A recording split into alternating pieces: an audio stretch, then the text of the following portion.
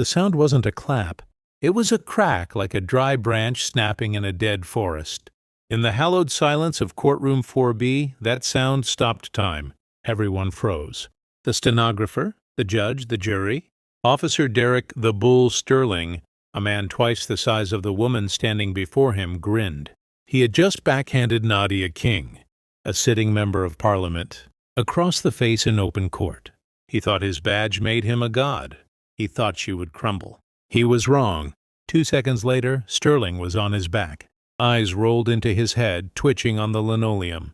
Nadia hadn't just slapped him back. She had turned the lights out. But as the bailiffs swarmed her, the real war was only just beginning. Before we dive into how Nadia took down the system, I have a question for you. Have you ever stood up to a bully when everyone else was too afraid to speak? How did it end? Let me know your story in the comments below. I read every single one. And if you believe that no one, not even a police officer, is above the law, hit that like button right now. It helps us expose these stories to more people. If you're new here, make sure to subscribe and turn on notifications, so you never miss a moment when justice strikes back. Now let's see exactly how the bull was broken.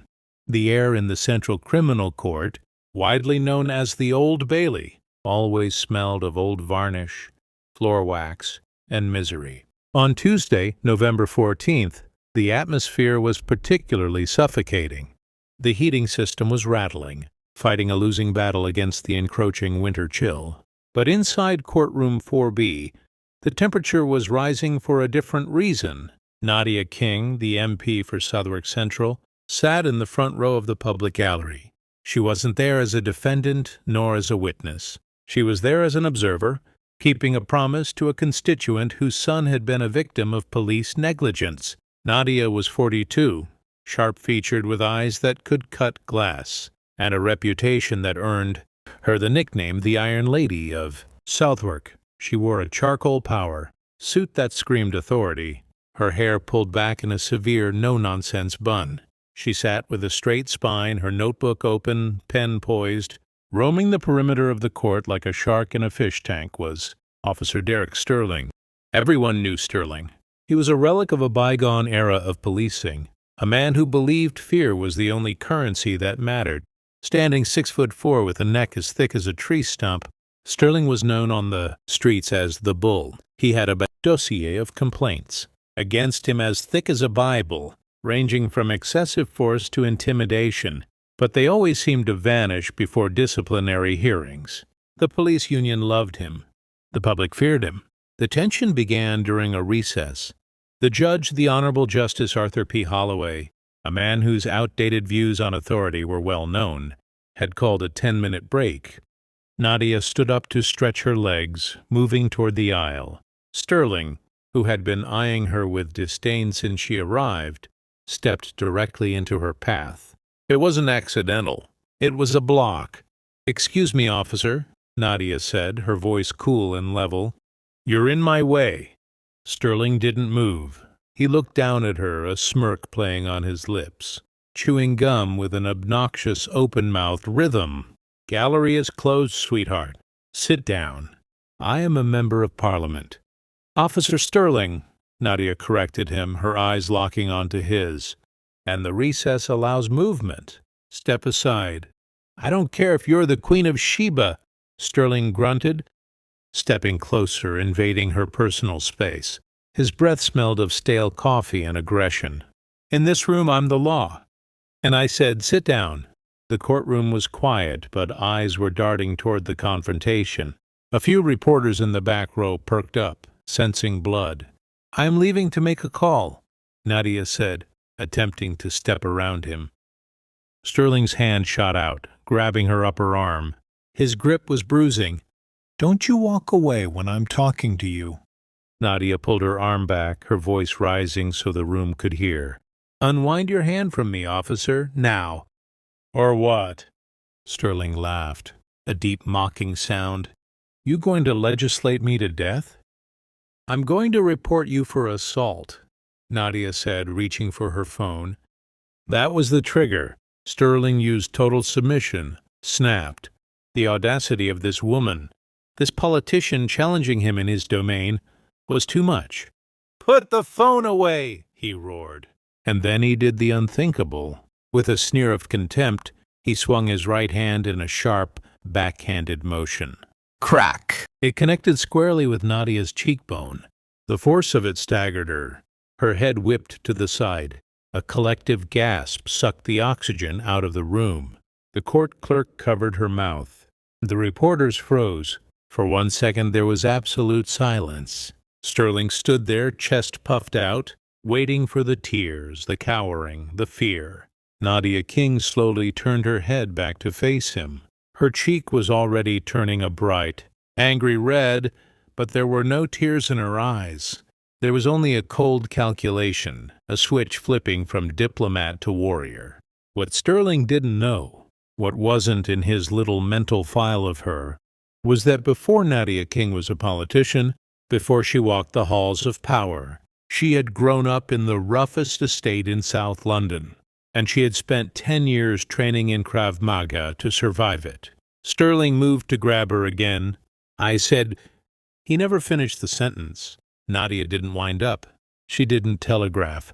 She pivoted on her heel, generating torque from her hips, and drove a precise, devastating hook straight into the button, the bundle of nerves on the jawline.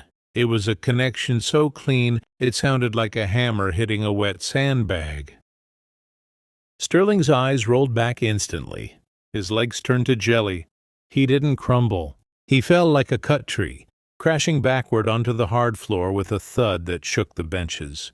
He laid there, arms splayed, completely unconscious. Nadia stood over him, smoothing her blazer, her breathing controlled. She looked down at his motionless form, then up at the stunned courtroom. "The court," she said, her voice steady but ringing with steel, "is now in recess." The chaos that followed was immediate and overwhelming. "Seize her!" Judge Holloway bellowed from the bench, his face turning a shade of purple that matched his robes. "Bailiffs! Arrest that woman!" 3 other officers who had been frozen in shock suddenly mobilized. They swarmed Nadia, tackling her with unnecessary force. They slammed her onto the table, handcuffing her behind her back as if she were a terrorist. "I am not resisting," Nadia shouted, her face pressed against the wood. "He assaulted me.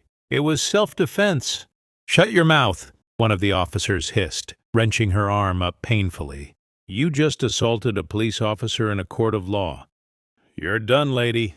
You are done." Within 20 minutes, Nadia King was in a holding cell in the basement of the courthouse. Her phone, her notebook, and her dignity were stripped away. She sat on the cold concrete bench, the adrenaline fading, replaced by the throbbing pain in her cheek where Sterling had struck her. Upstairs, the machine was already at work. This is where the story turns dark. The blue wall of silence isn't just a metaphor. It is a living, breathing organism. Officer Sterling was rushed to St. Thomas's Hospital. He had a mild concussion and a bruised ego.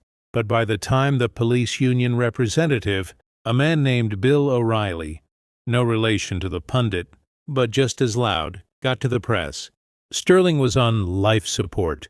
The media spin was dizzying.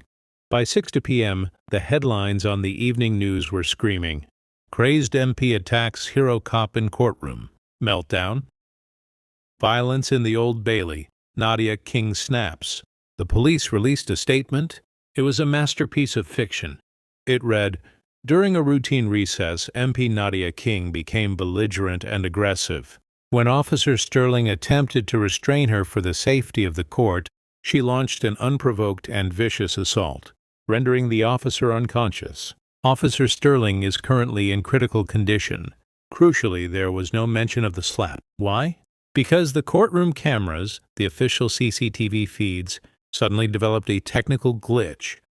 Judge Holloway, protecting the sanctity of his court and his bailiff, ordered the records sealed immediately. The reporters present were pressured. They were told that if they reported unsubstantiated rumors about Sterling striking first, they would lose their press credentials for the Old Bailey forever. Most of them fell in line. It was the word of a decorated officer against a politician from a tough neighborhood. The narrative was easy to sell. She's from the streets. She's violent. She finally showed her true colors. Nadia was denied bail that night. She spent 24 hours in a cell, listening to the jeers of guards who walked by, dragging nightsticks across the bars. "Cop killer," one whispered. "You better watch your back in here, King." But outside, something was simmering. Nadia's lawyer was Simon Cross, a man who looked like a disheveled owl, but possessed the legal mind of a barracuda. He stood on the steps of the courthouse the next morning, facing a sea of microphones. "My client is being framed," Cross said, his voice cutting through the noise. "Officer Sterling struck first. Nadia King acted in self-defense, and we will prove it." The reporters laughed. "Do you have proof, Mr. Cross?" one shouted. "The police say the video is corrupted." Cross smiled, a thin, dangerous smile. "The truth has a way of leaking out. Just you wait." Inside the jail, Nadia was brought into an interrogation room. Two detectives, Detective Miller and Detective Barnes, sat across from her. They didn't turn on the recording equipment. "Look, Nadia," Miller said, playing the good cop. "We know you're under a lot of stress. Politics is a dirty game. Just sign a statement saying you had a mental break. We'll get you into a nice clinic. Charges reduced to a misdemeanor. You resign, and this all goes away." Nadia leaned forward, the handcuffs clinking against the table. The bruise on her cheek was now a dark purple, a stark contrast to her pale skin. "I will not resign," she whispered, "and I will not sign your lies. I'm going to take this to trial, and when I do, I'm going to burn your entire corrupt house down." Barnes slammed his fist on the table. "You're facing 10 years for assault on a police officer causing bodily harm. You think a jury is going to believe you over a man in uniform?" "I think," Nadia said, "that you underestimate how many people have been waiting for someone to knock Derek Sterling out." 3 days passed. Nadia was eventually granted bail, but the conditions were severe. House arrest, surrender of passport, and a gag order preventing her from speaking to the press about the case. She was trapped in her apartment, watching her career disintegrate on television. Pundits were calling for her resignation. Her own party was distancing themselves, calling the incident regrettable and disturbing. She felt alone, but she wasn't. In a small, clutter-filled apartment in East London, a 19-year-old paralegal named Toby Finch was looking at a laptop screen. Toby had been in the courtroom that day, sitting in the back row, hidden behind a pillar. He wasn't a reporter. He was just a law student observing procedures, and he had been recording a voice memo on his phone to study the judge's speech patterns. When the incident happened, he hadn't just captured audio. In the chaos, he had lifted his phone and snagged exactly 4 seconds of video through the gap in the seats before he ducked down. He saw the news. He saw the lies. He saw the police statement claiming unprovoked aggression. Toby was terrified. If he released the video, the police would come for him. He knew who Sterling was. He knew what happened to people who crossed the precinct. He sat on the video for 3 days, sweating, unable to sleep. On the 4th night, he received an encrypted message on a forum he frequented. It was from a user named Just to See a Zero. "We know someone in the gallery has an angle." The official feed was wiped. "If you have it, drop it here. We will protect your ID." Toby hesitated. Then, with a shaking hand, he uploaded the file. 12 hours later, the internet broke. The video was grainy, shaky, and vertical, but the audio was crisp. "Put the phone away." Then, the visual cleared just in time to show Sterling's massive hand swinging back. The sound of the slap, crack, was unmistakable. The video showed Nadia's head snapping back. It showed Sterling stepping in, and it showed the knockout punch. It was titled, "Bully Down the Real Tape." It hit Twitter at 2 a.m. by 8 a.m. It had 40 million views. The narrative didn't just shift. It capsized.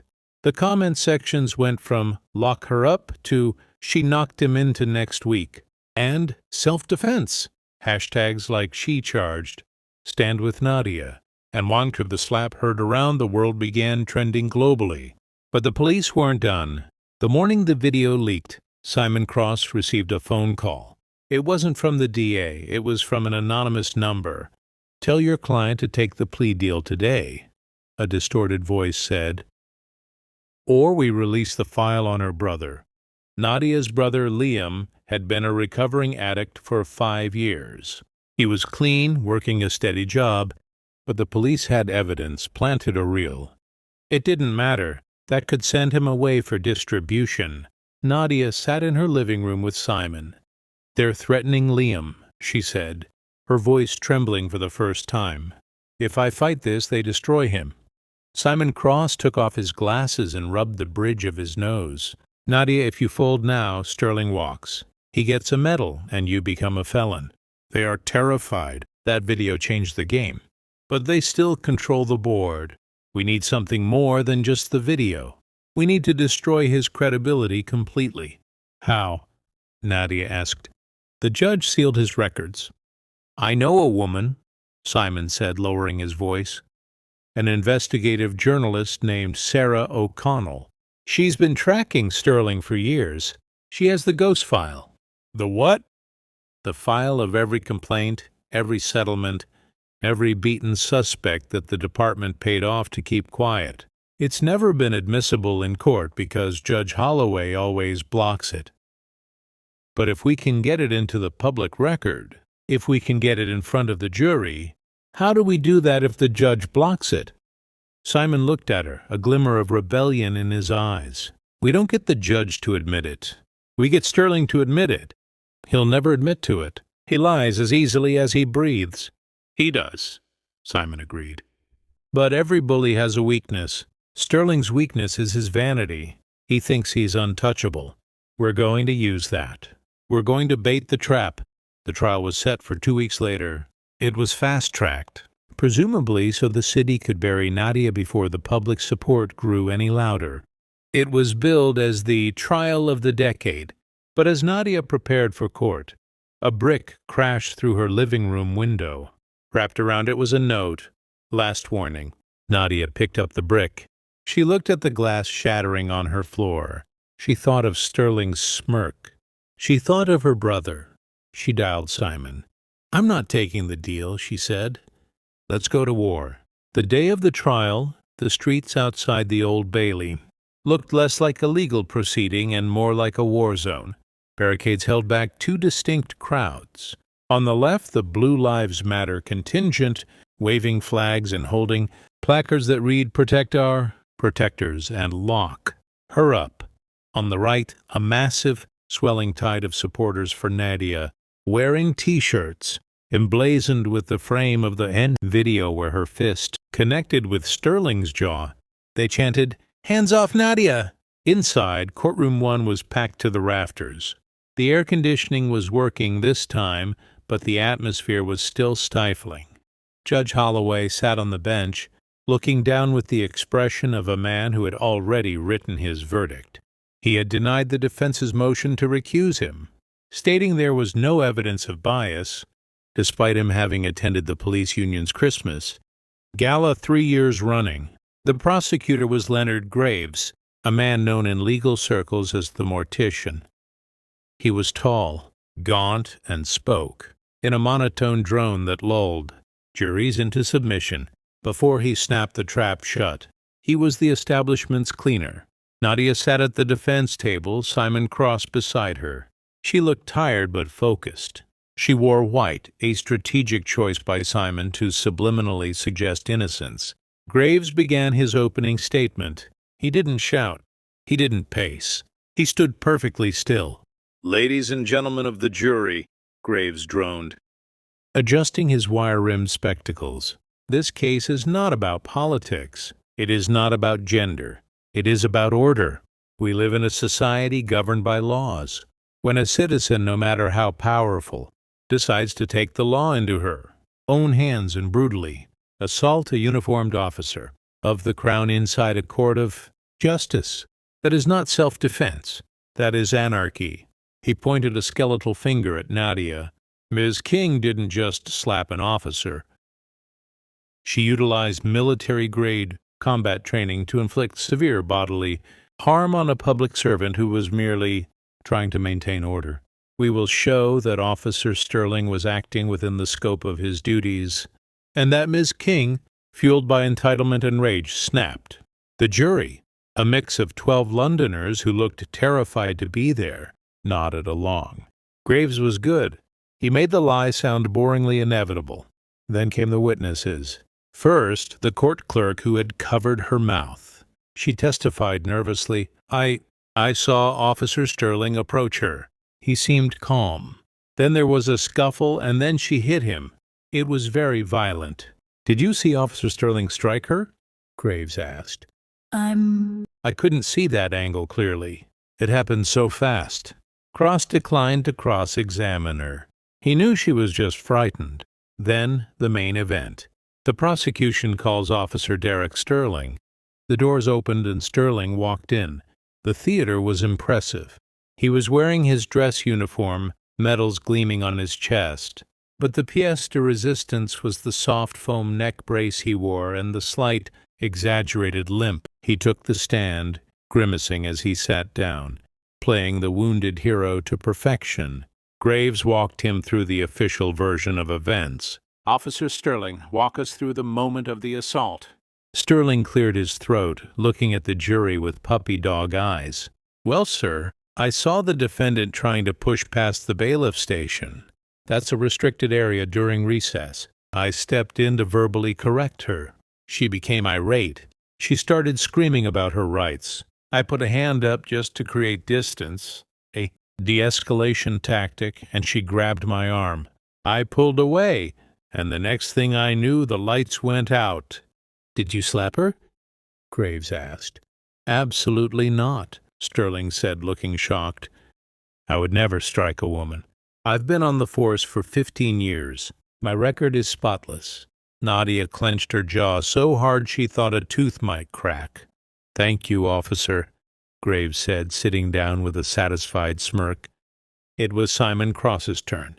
Simon stood up slowly. He didn't look like a high-powered barrister. He looked like a confused geography teacher. His tie was slightly askew. He shuffled his papers, dropping one on the floor and scrambling to pick it up. The jury chuckled. Sterling smirked. This guy is a clown, Sterling thought. Officer Sterling, Simon began, voice trembling slightly. You said your record is spotless. That's right, Sterling said, leaning back. And you consider yourself a patient man? You have to be in this job, Sterling quipped. A few jurors smiled. Yes, quite, Simon mumbled. And you said you used a de-escalation tactic. Putting your hand up. Standard procedure, right? And you testified just now that you would never strike a woman. That violence is abhorrent to you unless absolutely necessary. That is correct. Simon paused. He looked at his notes. Then he looked at the judge, then back to Sterling. The bumbling demeanor suddenly evaporated. Simon's posture straightened. His eyes, previously darting around, locked on to Sterling like a laser guidance system. So, Simon's voice dropped an octave, becoming clear and resonant. If I were to suggest that you have a history of losing your temper and assaulting civilians when you feel disrespected, that would be a lie? Graves stood up. Objection. Relevance! Character evidence is inadmissible unless... Goes to credibility, Your Honor. Simon shot back. The witness just claimed a spotless record and a specific character trait of nonviolence. He opened the door. I have the right to test that claim. Judge Holloway looked annoyed. He wanted to sustain the objection. But legally, Simon was right. Sterling had bragged about his record. He had opened the door. Overruled, Holloway grunted. But tread carefully, Mr. Cross. Simon smiled.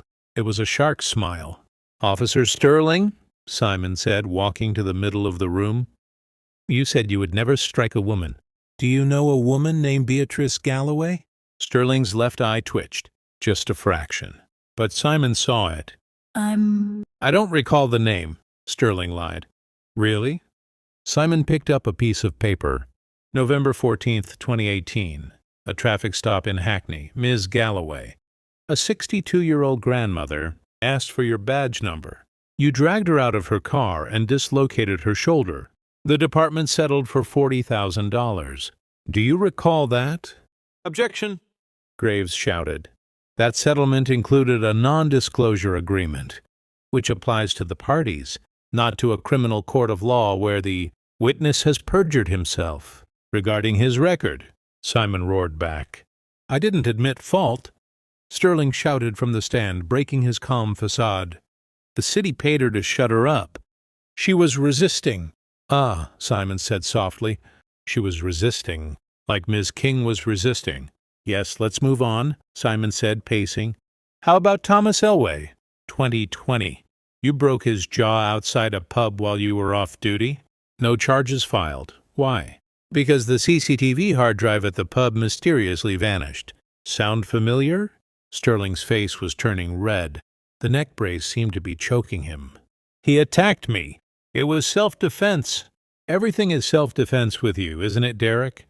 Simon dropped the officer. "Tell me, in the video of the incident with Ms. King, the one the world has seen, we hear a crack. We see her head snap back. If you didn't hit her, what was that? Did the wind slap her? The video is manipulated." Sterling spat. "Deep fakes. Everyone knows you can fake anything now." "Okay," Simon said. He walked back to the defense table and picked up a heavy, sealed envelope. He held it up. "Officer Sterling, are you aware that Ms. King's team hired a digital forensics expert, named Dr. Aris Thorne, formerly of MI5? He analyzed the raw file uploaded by the witness. He verified the metadata. But that's not what this envelope is." The courtroom went deadly silent. "What is that?" Judge Holloway asked, leaning forward. Simon turned to the judge. "Your Honor, the prosecution claims the courtroom CCTV malfunctioned. However, the IT technician responsible for the server maintenance at the Old Bailey, a Mr. Gary Sykes, seems to have kept a backup log. He was worried about job security." Simon looked at Sterling. Sterling had gone pale. "Mr. Sykes was subpoenaed this morning. He provided this drive. It contains the continuous, uncorrupted feed from camera 4, the one directly above the gallery." Graves looked like he was going to vomit. He hadn't known. The police had told him the footage was gone. They lied to the prosecutor, too. "We have not viewed it yet," Simon lied. "We wanted to view it together, with the jury." "Objection," Graves squeaked. "Authentication." "Mr. Sykes is outside," Simon said calmly. Judge Holloway looked at the envelope. He looked at the sweating police officer. He looked at the press in the gallery. If he blocked this and it leaked later, his career was over. "Call Mr. Sykes," the judge said. The video was played on the large screens mounted on the walls. It was high definition, crystal clear. It showed the whole thing. Sterling blocking the path. The sneer. The aggression. It showed Nadia trying to walk away. And then, in 4K resolution, it showed Derek Sterling wind up and backhand a member of Parliament across the face, with the full weight of his body. The sound on the video was low, but the visual was undeniable. Then it showed the knockout. But it showed something else. After Nadia was tackled and handcuffed, while Sterling was lying on the floor, the video showed another officer. Officer Griggs kneeled down beside Sterling. Sterling opened his eyes. He was groggy but awake. Griggs whispered something. Sterling nodded. Then Sterling closed his eyes and went limp again. Playing dead. The video ended. The silence in the courtroom was heavy, thick, and suffocating. Simon Cross turned to Sterling.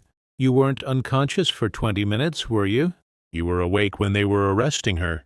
You faked the severity of your injury to justify the assault charge." Sterling sat frozen. The hero cop mask had dissolved, leaving behind a terrified bully. I was disoriented," Sterling stammered. "You are a liar," Simon said, his voice ringing like a bell. "You lied about the slap. You lied about your record. You lied about your injuries. And you lied to this jury." Simon turned to the jury box. No further questions. The courtroom erupted. Judge Holloway banged his gavel, but it was useless. The blue wall had just collapsed on live television, but the twist wasn't over. As the court went into recess, chaos broke out in the corridors. Nadia was being hustled into a conference room by Simon. "We won," she said breathlessly. "Simon, we won." "Not yet," Simon said, looking at his phone. His face was ashen. "Nadia, where is Liam?" "He's at the safe house. You sent him there. I just got a text from the private security detail I hired. Simon said they're not answering." Nadia's blood ran cold. "What do you mean?" "The police knew we had the Sykes footage," Simon said, realization dawning on him. "They knew Sykes was subpoenaed this morning. They couldn't stop the court, so they went for the leverage." Nadia grabbed his lapels. "Simon, where is my brother?" At that moment, Nadia's phone buzzed. It was an unknown number. She answered. "Ms. King," a voice said. It was distorted, mechanical. "That was a very compelling performance in court. But actions have consequences." "If you touch him," Nadia hissed, "I will kill you." "Liam has been arrested," the voice said. "Not by the Met, by a specialized task force. They found 5 kilos of heroin in his apartment. He's currently being processed at Belmarsh. He'll be in general population in an hour. You know what happens to a soft kid like Liam in Belmarsh, don't you? Especially when the guards know he's your brother." Nadia felt the room spin. Belmarsh was a maximum security prison. It was a shark tank. "What do you want?" "You plead guilty. You enter the court after recess. You fire your lawyer and you change your plea. You say the video was doctored. You say you provoked him. You take the 5 years. And if I don't, then Liam hangs himself in his cell tonight. A tragic overdose. Or maybe a fight. Prisons are dangerous places." The line went dead. Nadia dropped the phone. She looked at Simon. "They planted drugs. They have him at Belmarsh. They want me to plead guilty." Simon paced the room, running his hands through his hair. "It's a bluff." "They can't get him into Gen Pop that fast. There's processing, intake." "Simon, they are the police." Nadia screamed. "They can do whatever they want. He's in there right now." She looked at the door. The recess was ending in 10 minutes. She had 10 minutes to decide between her freedom and her brother's life. She straightened her jacket. The fire in her eyes died, replaced by a dull gray resolve. "I have to do it," she whispered. "No," Simon said. "Nadia, if you do this, Sterling wins. The corruption wins. You destroy everything." "He's my brother, Simon. He's the only family I have." Nadia walked toward the door. She was going to surrender. She was going to walk back into that courtroom and lie to save Liam. She put her hand on the doorknob. Suddenly, the door flew open from the outside. It was Sarah O'Connell, the investigative journalist. She was out of breath, her red hair wild, holding a tablet. "Don't go in there," Sarah yelled. "Sarah, get out of my way," Nadia said. "I have to." "No, listen to me." Sarah shoved the tablet into Nadia's hands. "Look at this. It's trending. It's everywhere." Nadia looked at the screen. It was a live stream. It wasn't from the news. It was from Instagram Live. The account belonged to a rapper named Chaos, a local grime artist who was huge in South London.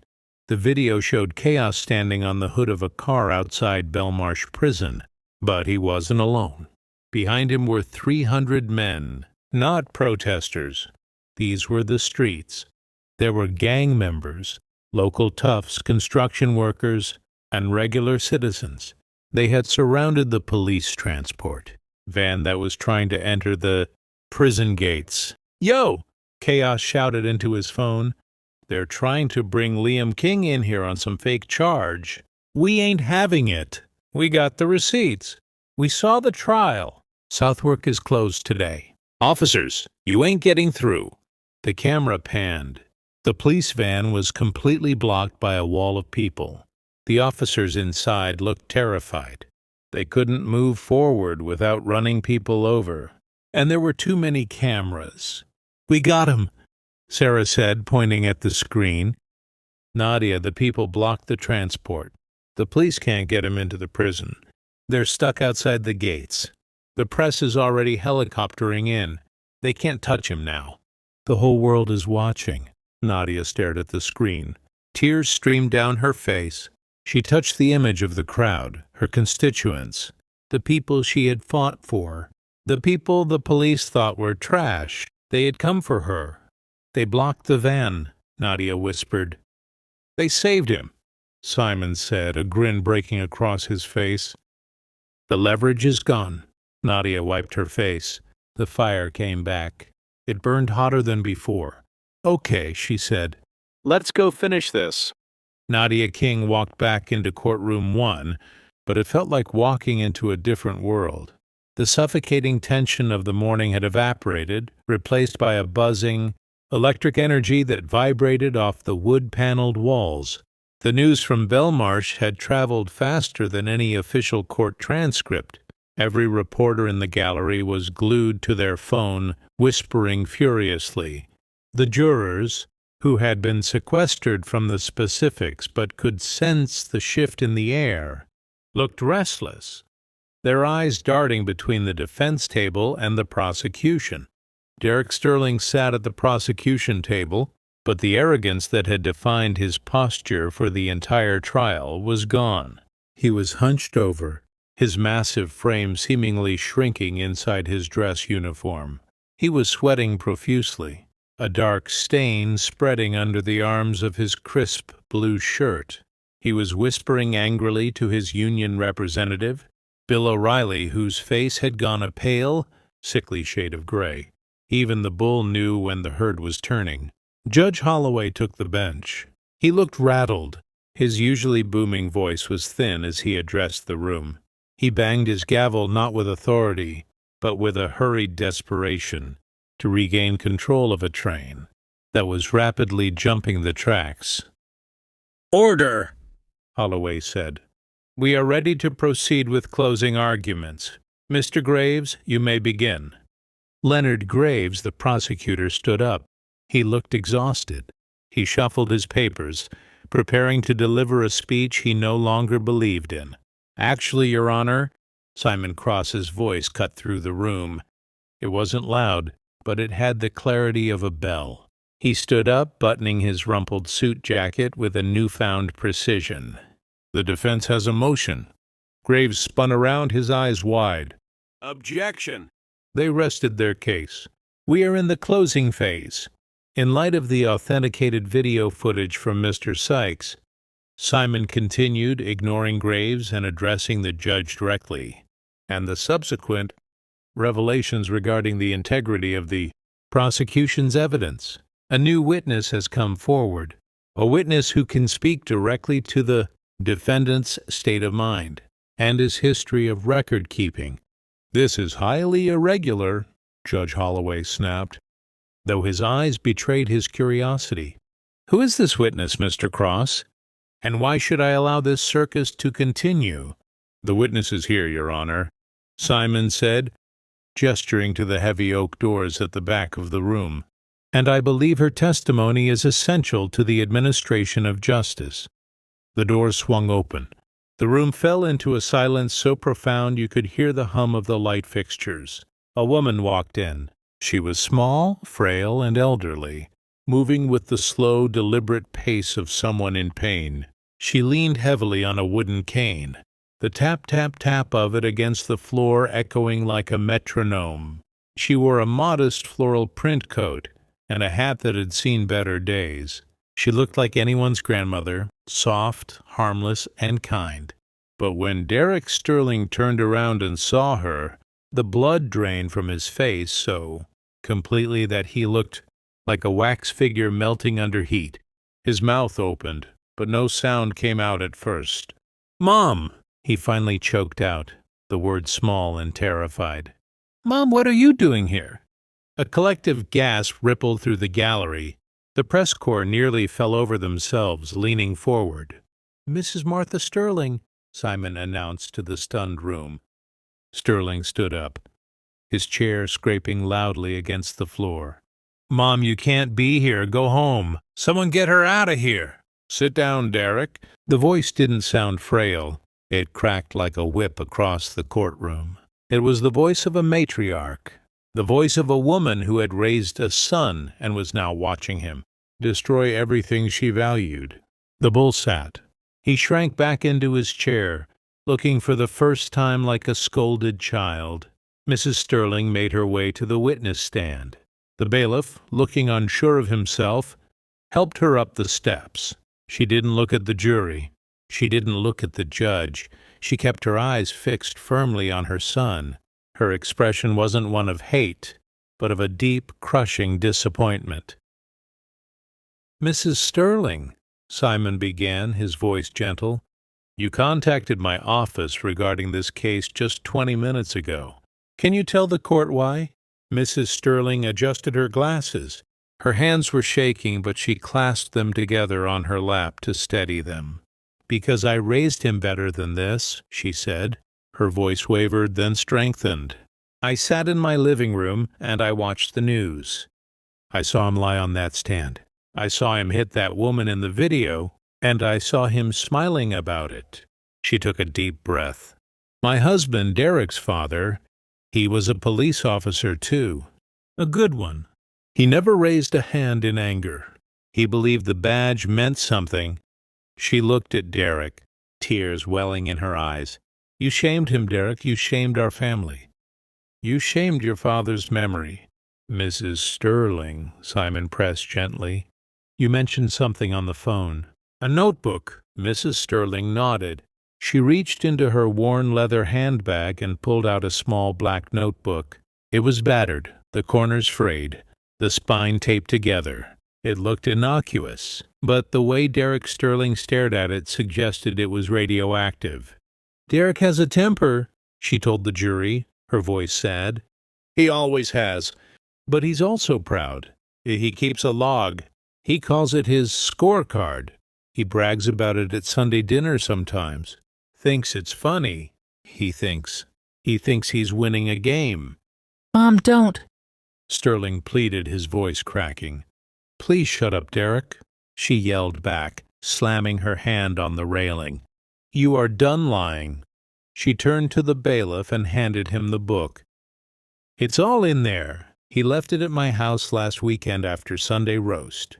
The names, the dates, the bribes he took, the evidence he planted, the people he hurt. He writes it down because he wants to remember how powerful he is." The courtroom erupted. Reporters were shouting questions. Graves had his head in his hands, realizing his career was likely over by association. Judge Holloway was banging his gavel furiously, his face purple, but nobody was listening. Simon Cross took the notebook from the bailiff. He held it up, a small black object that contained the ruin of a dozen lives.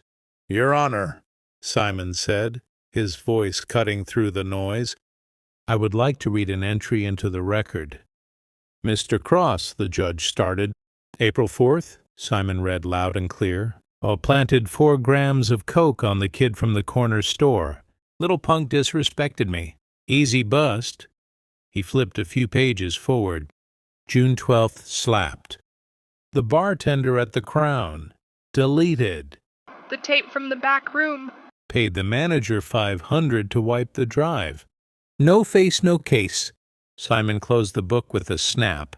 He looked at Sterling. The officer was weeping now. Not the fake, staged tears of the victim he had played earlier, but the ugly, heaving sobs of a man whose entire life had just been dismantled by the one person he couldn't intimidate. "No further questions," Simon said. The jury didn't wait for instructions. They didn't ask to retire to the deliberation room. They looked at each other, 12 ordinary citizens who had seen enough. The foreman, a middle-aged man who worked in construction, stood up before the judge could even dismiss them. "Your Honor," the foreman said, his voice shaking with anger, "we don't need to deliberate. We've seen enough. We find the defendant, Nadia King, not guilty." The roar that went up from the gallery was deafening. It wasn't just a cheer. It was a release of tension that had been building for weeks. People were hugging. The press was sprinting for the doors. And the foreman continued, raising his voice over the din, pointing a finger directly at Sterling. "We would like to recommend, no, we demand, that the district attorney immediately arrest Officer Sterling for perjury, assault, and perverting the course of justice. He is a criminal. Judge Holloway looked at the crowd. He looked at the camera feeds that were broadcasting this live to the nation. He knew he had no choice. "Ms. King," Holloway said, his voice defeated, "you are free to go. The charges are dismissed with prejudice." He turned to the bailiffs, the same ones who had tackled Nadia just weeks ago. "Bailiff, take Mr. Sterling into custody." The room went silent as the bailiffs approached their former colleague. They didn't look him in the eye. They pulled his arms behind his back, rougher than necessary, and slapped the handcuffs on. The metallic click-click of the cuffs was the loudest sound in the world. Sterling looked up as he was hauled to his feet. He looked at his mother, who had turned her face away, unable to watch. Then he looked at Nadia. Nadia stood up. She smoothed her white blazer. She walked over to the railing where Sterling was being held. Sterling looked at her, his eyes red and swollen, expecting her to gloat. He expected insults. He expected her to spit on him. Nadia just looked at him with a cold, pitying stare. "You underestimated us," she said softly, her voice only for him. "You thought you were the law. You thought the badge made you a god, but you were just a bully. And bullies always fall hard." She didn't wait for a response. She turned her back on him, picked up her briefcase, and walked down the center aisle. The crowd parted for her, like the Red Sea. As she pushed, opened the heavy doors and stepped out into the blinding sunlight of the London afternoon, she didn't look back. The nightmare was over. The bull had fallen. The descent of Derek the Bull? Sterling was not a gradual slide into obscurity. It was a sheer vertical drop into a concrete abyss, a dismantling so complete that it seemed almost biblical in its severity. The day after the verdict was read in the Old Bailey, the vaunted blue wall of silence, that unspoken code that had protected men like Sterling for decades, didn't just develop hairline fractures, it disintegrated. The public outcry, fueled by the viral video of the slap and the exposure of the ghost file, was a tidal wave that the establishment could not hold back. The police commissioner, a man who had survived 4 different prime ministers, was forced to resign within 48 hours, his career ending in a hastily arranged press conference where he refused to take questions. Judge Holloway, realizing the winds had shifted and that an inquiry into his conduct was inevitable, announced an immediate medical retirement. He cited stress, packing his office in the dead of night. But the city knew the truth. He was jumping before he was pushed. But the true visceral reckoning, the dark, poetic justice that the public craved, didn't happen in the press or the corridors of power. It unfolded inside the bleak gray walls of HMP Belmarsh. Derek Sterling was denied bail pending his sentencing. The judge, a new appointee brought in to clean up the mess, ruled that the flight risk was substantial and, ironically, that Sterling's own safety could not be guaranteed on the streets of London. He was processed into the prison system at 4 p.m. on a Friday, the start of the weekend shift, when staffing was lowest and tensions were highest. Standard procedure for a former police officer dictates immediate placement in the Vulnerable Prisoners Unit, VP, often referred to as the pouch or the bacon slicer. This is a protective custody wing designed to separate targets, child abusers, snitches, and ex-cops from the general population who would kill them given half a chance. It is a grim existence, but it is safe. However, in a twist of fate that some called bureaucratic incompetence, and others whispered was a deliberate act of karma by an intake clerk who had watched the trial, a critical error occurred. On Sterling's intake form, the box marked law enforcement. High risk was left unchecked. Derek Sterling was assigned to Wing B, Level 2. General population. The significance of this cannot be overstated. Wing B was not just any cell block. Among the inmates, it was colloquially known as Sterling's Wing, over his 15-year reign of terror. Derek Sterling had personally arrested, framed, or beaten at least 40 of the men currently housed in that specific block. He had planted evidence on them. He had coerced confessions. He had mocked their families in the courtroom. As the heavy steel automated door slid shut behind him with a final, echoing clank, the ambient noise of the tier, the shouting, the music, the clatter of dominoes, dropped to absolute zero. Sterling stood at the edge of the gangway, clutching his thin, rolled-up mattress and a clear, plastic bag containing a toothbrush and a bar of soap. He wore the gray prison tracksuit that was 2 sizes too small for his bulk. For the first time in his life, the badge was gone. The uniform was gone. The gun was gone. He was just a man, and a frightened one at that. He looked up toward the 3rd tier. Leaning over the railing, staring down with a predator's intensity, was Thomas Elway. Elway was the man whose jaw Sterling had broken outside a pub in 2020. The man whose assault complaint had disappeared along with the CCTV footage. Sterling's eyes darted to the left. There, standing by the hot water dispenser, was Marcus Tiny Reed, a man Sterling had planted a knife on during a stop and search in 2019, costing him 5 years of his life. The bull had walked into the china shop, and here he was the china. There were no words spoken. No threats were shouted. The silence was far more terrifying. Sterling backed up against the gate, pounding on it, screaming for the guard, but the guard station was empty. The officer on duty was on a break. Sterling lasted exactly 6 minutes. It wasn't a riot. It was a correction. A localized, efficient burst of violence. By the time the response team noticed the commotion and swarmed the tier, with batons and shields, the debt had been collected.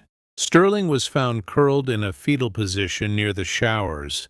He had suffered 3 broken ribs, a fractured orbital socket, and his nose, the symbol of his arrogance, was shattered across his face. He was dragged to the infirmary, weeping, begging for protection, offering names, offering anything. He would survive his injuries, but his life as he knew it was over.